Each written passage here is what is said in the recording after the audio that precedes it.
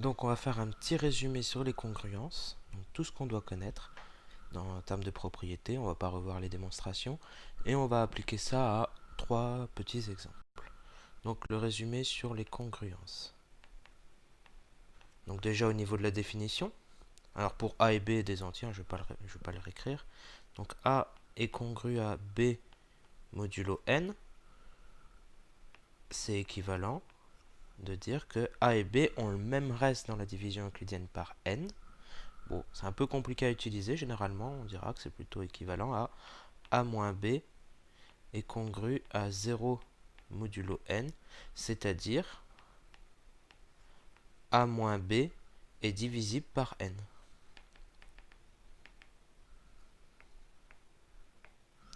Donc c'est une propriété, une définition importante avec on a rajouté aussi la propriété. On a une autre chose, une propriété de divisibilité. N divise A si et seulement si A est congru à 0 modulo n. Donc très important. Et aussi une autre chose que j'aurais pu mettre avant, une égalité lorsque A et B sont congrus modulo n, alors on peut dire qu'il existe un entier K tel que alors A c'est B plus un certain nombre de fois le nombre n, donc n fois K, ou K fois n, comme vous voulez, peu importe. Donc là sont vraiment les premières propriétés de base qu'il faut maîtriser. Ensuite on a la propriété de transitivité. Si A est congru à B modulo n et B congru à C modulo n, alors A est congru à C modulo n. Et enfin, les opérations. Alors, je ne vais pas les lister, c'est assez long comme théorème. On a le droit de faire des sommes, donc addition, soustraction. On a le droit de faire des multiplications, donc multiplier par 2 partout, par 3, par 4, etc. Ou bien, s'en souvenir, si A est congru à B, A' est congru à B', tout ça modulo n, alors A fois A' est congru à B fois B'. Et on a le droit d'élever à une puissance. Donc c'est un peu le principe de la multiplication par lui-même. Quand on élève un nombre au carré, on le multiplie par lui-même. Donc élevé à une certaine puissance. Élevé à la puissance K. Enfin bref, à une certaine puissance et c'est un nombre entier. Voilà. Donc il est positif. Bon, élevé à la puissance 0, ça n'a pas trop d'intérêt, donc on va mettre n étoile, mais ça n'a pas d'importance ici. Donc grosso modo, toutes ces propriétés-là, on va en avoir besoin pour faire nos exercices. Donc, premier exemple, assez simple, donc on va voir comment on le traite. Alors on considère n, un entier naturel, tel que n est congru à 1 modulo 5 et à 3 modulo 4. Alors vous avez vu là les modulos, j'ai pas mis des parenthèses mais des crochets, parce qu'il faut s'habituer à voir les deux notations. Donc ça ne doit pas vous perturber. Et on doit montrer que n-11 est divisible par 5 et aussi par 4. On va utiliser les congruences. On pourrait très bien faire la division euclidienne, etc. sans souci, en traduisant cette égalité-là, n est congru à 1 modulo 5, faire un peu de la division euclidienne. Bon, le but ici, c'est d'utiliser ce nouvel outil de congruence. Alors, un critère de divisibilité, donc là, on regarde divisible, et on en a un ici, je vais le mettre en rouge, regardez. N divise A, si et seulement si A est congru à 0 modulo n. Si vous voulez, on peut le réécrire autrement. A est divisible par n. C'est pareil. Comme ça, là, on aura bien la phrase telle quelle. Nous, ce qu'on veut, c'est pas A divisible par n, mais n-11, je le laisse en haut, n-11 divisible par 5. Donc, pour cette première propriété, on va montrer, tout en bas, j'écris, montrons que n-11, donc divisible par 5, c'est-à-dire congru à 0 modulo 5. Et on fera la même chose après. Hop, je sépare, j'écris tout de suite, comme ça sera fait. Montrons que n-11 est congru, cette fois ça doit être divisible par 4, donc est congru à 0 modulo 4. De manière générale, quand on a un nombre qui est congru à 0, on a une notion de divisibilité. Alors, on sait que n est congru à 1 modulo 5. On pourrait avoir le premier réflexe de dire que n-1 est congru à 0 modulo 5 et donc que 5 divise n-1. Mais bon, ici, ça ne sera pas utile dans notre exercice. On pourrait s'en sortir quand même avec ça, mais c'est pas on va faire ça reviendra à faire un raisonnement avec les divisibilités qu'on faisait avant. Nous, on va pas utiliser ça. On va directement faire des opérations. Vous vous souvenez, dans les opérations, juste au-dessus, on a le droit de faire des sommes. Donc dans les sommes, j'avais dit qu'on pouvait faire des additions, des soustractions. Cette fois, nous, ce qu'on veut, c'est n-11. Donc on va faire moins 11. Donc on a n congru à 1. Pardon. Donc n-11 est congru à 1 moins 11 modulo 5. Donc n-11 est congru à moins 10 modulo 5. Et vous vous souvenez, quand on fait du modulo 5, on a le droit de rajouter autant de fois le nombre 5 qu'on veut. C'est-à-dire moins 10. Si on rajoute 5, bon, on tombe sur moins 5. Et si on rajoute encore 5, bon, on tombe sur 0. Donc moins 10, c'est congru à 0 modulo 5. On peut aussi le voir par le fait que moins 10, c'est divisible par 5. C'est 5 fois moins 2. Donc c'est bien congru à 0 modulo 5. Et donc maintenant on combine. Donc n-11, qui est congru à moins 10, modulo 5, mais qui lui-même est congru à 0. Donc n-11 est congru à 0 modulo 5. Donc, on conclut, 5 divise n-11. Voilà. On va faire la même chose pour n-11 congru à 0 modulo 4, c'est-à-dire que n-11 est divisible par 4. Donc, on sait que n modulo 4, donc on regarde, je l'encadre. N est congru à 3 modulo 4. Donc on fait moins 11. Donc n moins 11, c'est congru à 3 moins 11 modulo 4.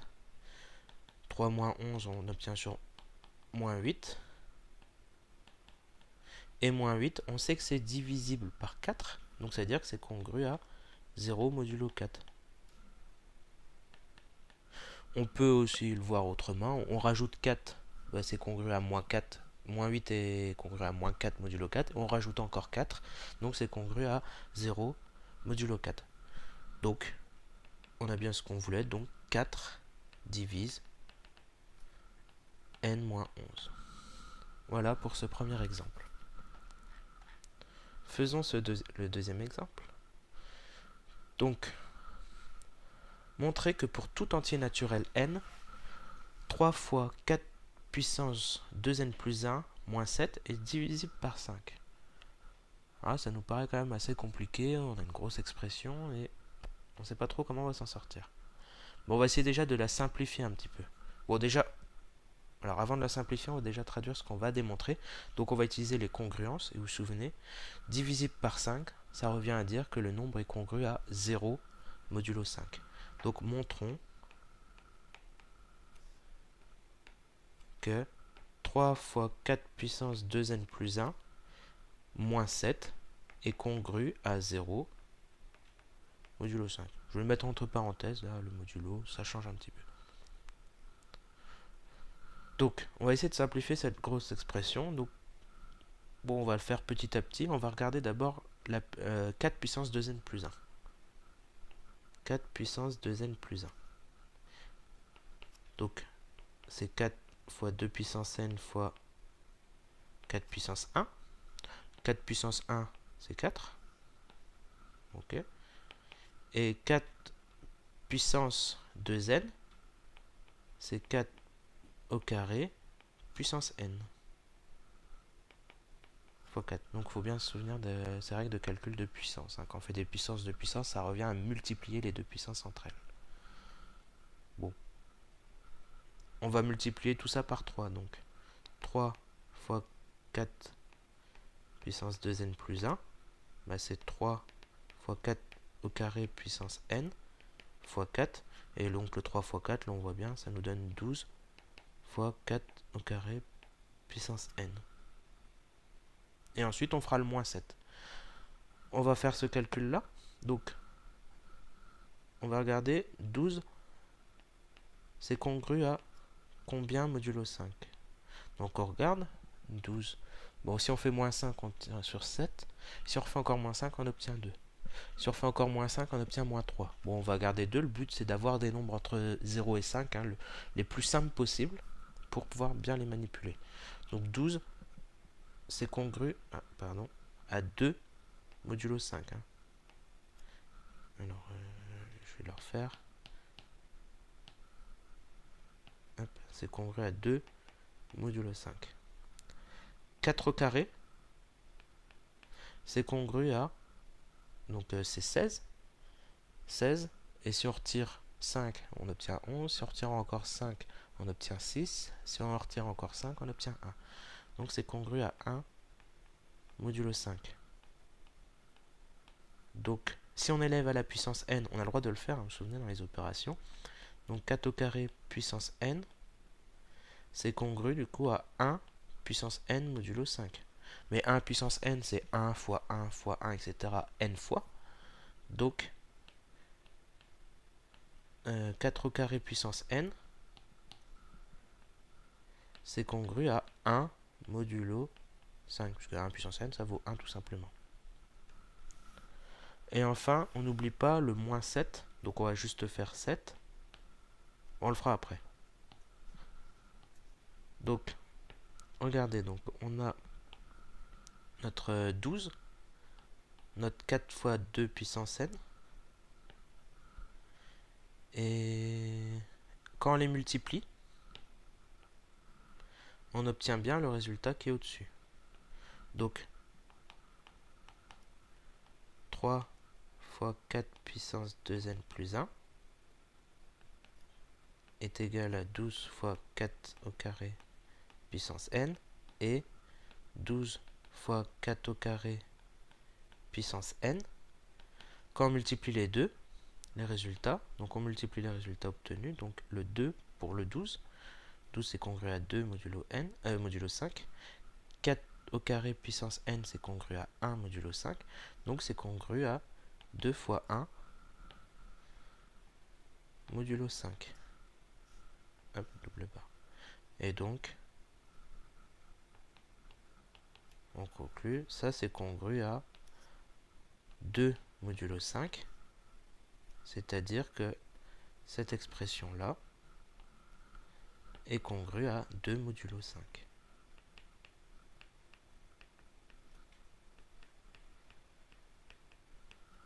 Voilà.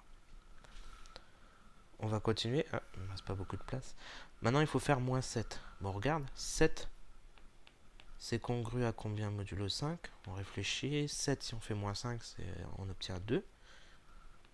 Et donc, quand on fait la soustraction des deux, donc 3 fois 4 puissance 2n plus 1, moins 7, on soustrait les deux résultats, donc c'est congru à 2 moins 2, ici. Et 2 moins 2, ça nous donne bien 0, donc c'est congru à 0 modulo 5. Ça veut donc dire que 3 fois 4 puissance 2n plus 1 moins 7 est divisible par 5.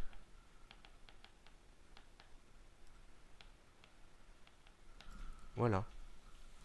Alors, avec des outils sans congruence, on peut très bien s'en sortir, par exemple avec une récurrence, a priori. Il ne devrait pas y avoir trop de problèmes. Bon, c'est un peu compliqué à utiliser, mais... oui, ça devrait pouvoir se faire. Voilà. Maintenant, l'exemple 3. Alors, un exemple assez typique, on va voir ici. Donc, on prend n, un entier naturel, et on va regarder le nombre a qui est défini par n fois n carré plus 5. Et on va démontrer que a est divisible par 3. Donc c'est une autre façon de faire. On va voir, ça va être avec des tableaux de congruence. Pour montrer que a est divisible par 3, on va démontrer que a est congru à 0 modulo 3. On va faire un tableau de congruence. Pour cela, on va regarder les restes de la division euclidienne de n par 3. Il n'y en a que 3 possibles, 0, 1 ou 2. Donc n est congru soit à 0, soit à 1 ou soit à 2 modulo 3. De la division euclidienne par 3 sont 0, 1 ou 2. Donc concrètement, n, il est soit égal à 0 modulo 3, ou bien à 1 modulo 3, ou à 2 modulo 3. Puisqu'on a vu dans une propriété, alors je ne l'ai pas recité, mais on l'a vu dans le cours que n était égal à, enfin a était égal à son reste modulo n. Donc ici n égale à son reste dans la division euclidienne par 3 modulo n. Modulo 3, pardon. Vous pouvez vous en rendre compte, hein, imaginons vous prenez un nombre autre que 0, 1 ou 2, par exemple 4. Ben, si vous faites moins 3, on retombe sur le 1. Si vous prenez 5, si vous faites moins 3, on retombe sur le 2. Si vous prenez 6, on fait moins 3, on tombe sur 3. On refait encore moins 3, on tombe sur 0. Donc modulo 3, on n'aura que ces trois nombres-là, 0, 1 ou 2. Ça revient à regarder le reste dans la division euclidienne. Donc c'est pour ça qu'on va faire un tableau. Quand on fait un tableau de congruence modulo 3, donc on va le noter, un tableau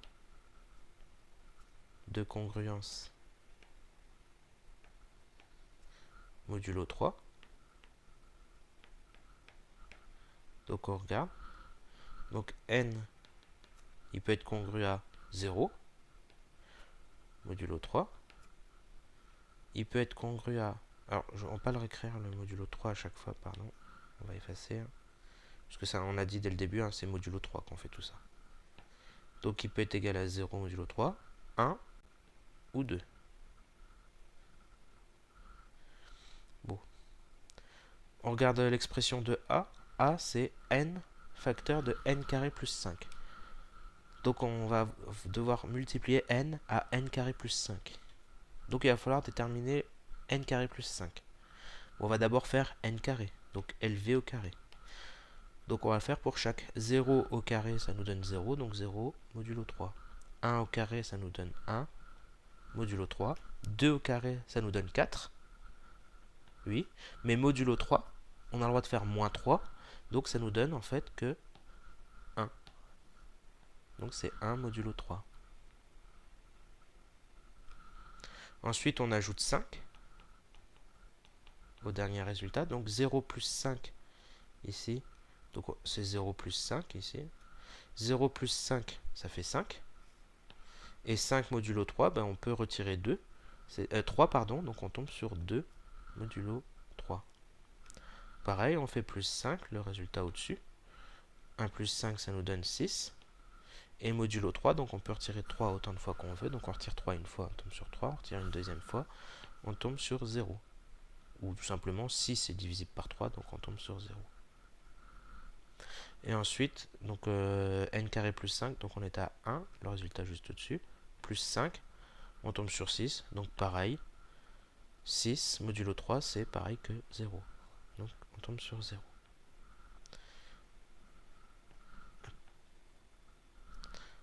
Et maintenant, on va multiplier donc n avec n carré plus 5.